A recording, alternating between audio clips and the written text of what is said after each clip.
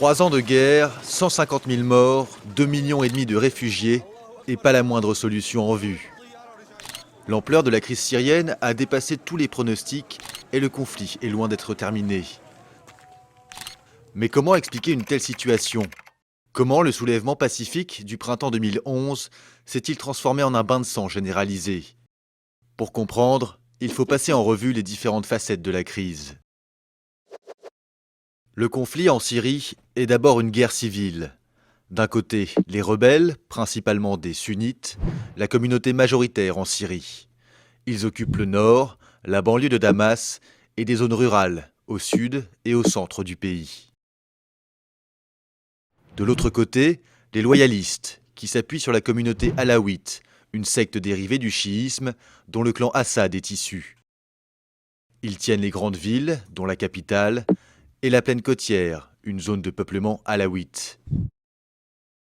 Les forces pro-régime se sont récemment emparées du Kalamoun, une montagne en lisière du Liban. Les insurgés ont répliqué en pénétrant au nord de Latakié. Ailleurs, le front est à peu près stable. Mais très vite, cette guerre civile a été instrumentalisée par de multiples pays qui ont fait de la Syrie un champ de bataille par procuration. Premiers acteurs de cette internationalisation, les puissances occidentales qui sont les parrains de l'opposition. Les États-Unis et les grands pays européens épaulent la coalition nationale syrienne, la principale formation anti-Assad.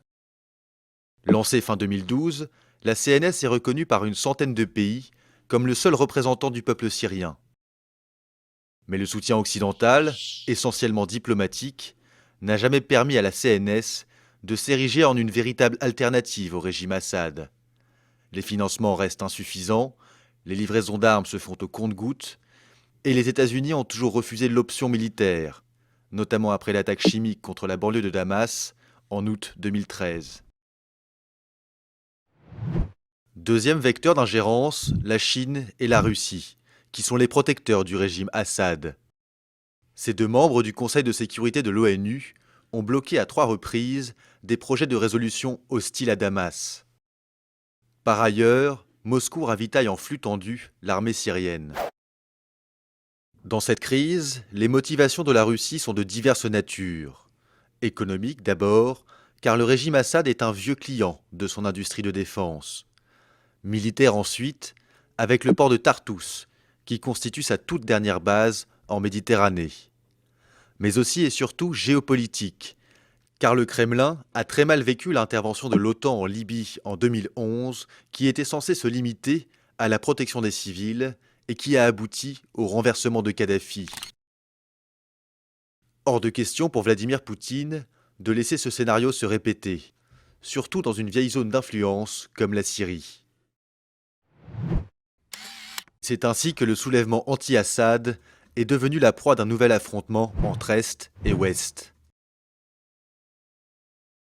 Troisième intervenant étranger dans le conflit syrien, les monarchies sunnites du Golfe, et notamment l'Arabie saoudite.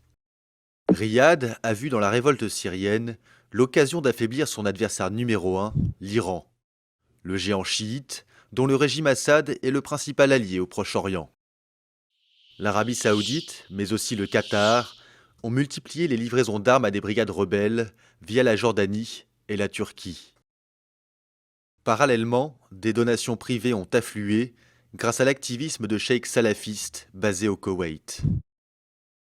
Avec le temps, les financiers du Golfe en sont venus à soutenir des formations de plus en plus extrémistes, comme le front Al-Nosra et la brigade Ahrar al-Sham, qui sont proches d'Al-Qaïda. Plus au nord, le gouvernement turc, très opposé à Damas, a joué lui aussi avec le feu, en laissant passer sur son territoire les recrues de l'État islamique en Irak et au Levant, un autre groupe djihadiste.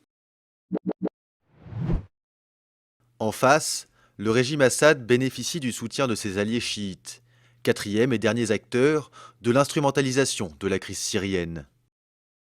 L'Iran fournit à Damas de l'argent, des armes et des conseillers militaires. Il y a aussi le Hezbollah, la milice chiite libanaise. Au début du conflit, ces combattants se contentaient de patrouiller le long de la frontière avec la Syrie. Mais peu à peu, Ils ont été associés aux offensives des troupes gouvernementales. Pareil pour les milices chiites irakiennes.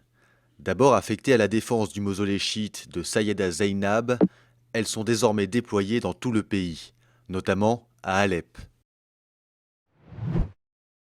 C'est ainsi que la Syrie est devenue le théâtre d'un nouvel épisode de la rivalité ancestrale entre chiites et sunnites. Récapitulons. Guerre civile, guerre froide, guerre sainte, le conflit syrien est un concentré de problématiques locales, régionales et internationales. Un casse-tête qui semble pour l'instant impossible à résoudre.